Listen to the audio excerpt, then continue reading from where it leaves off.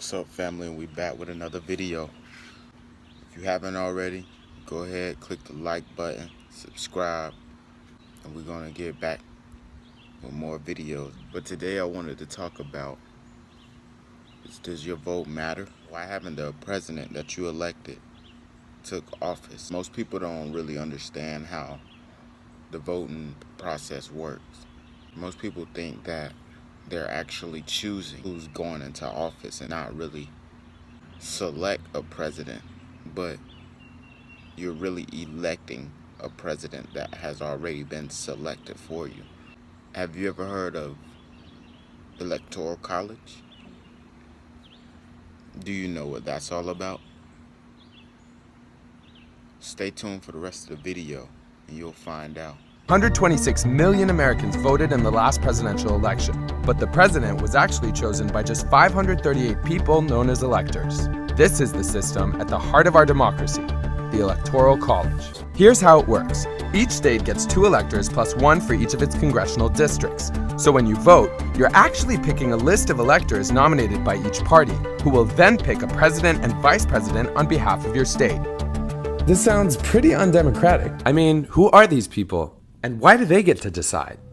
I went to Atlanta to talk to one of them.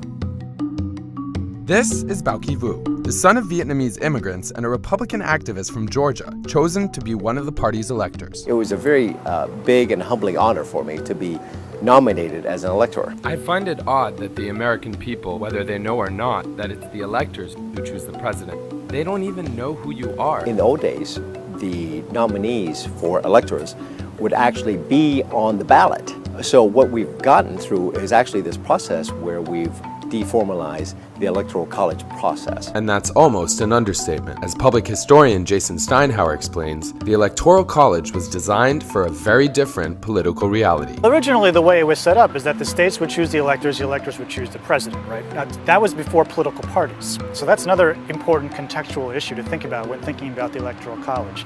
Political parties didn't exist in 1787. But today, the electors are largely chosen by the political parties. Right. Sound like a conflict of interest? When you go to vote, you actually are voting for a party. So if you Georgians vote for Trump, what you're actually doing is voting for Bao Ki to then choose who he thinks should be president. Do your own research.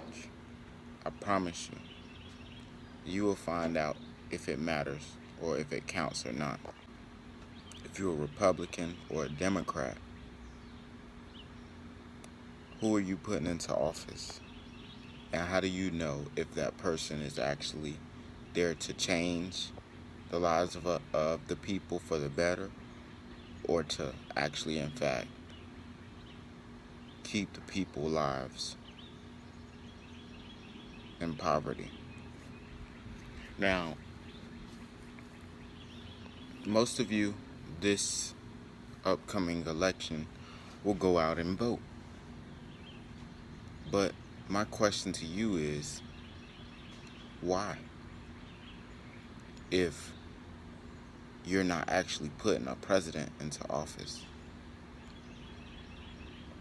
Do your own research and re-examine on what you think you're doing, because you may not be doing exactly what you think.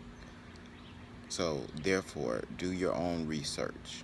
Your vote does not matter.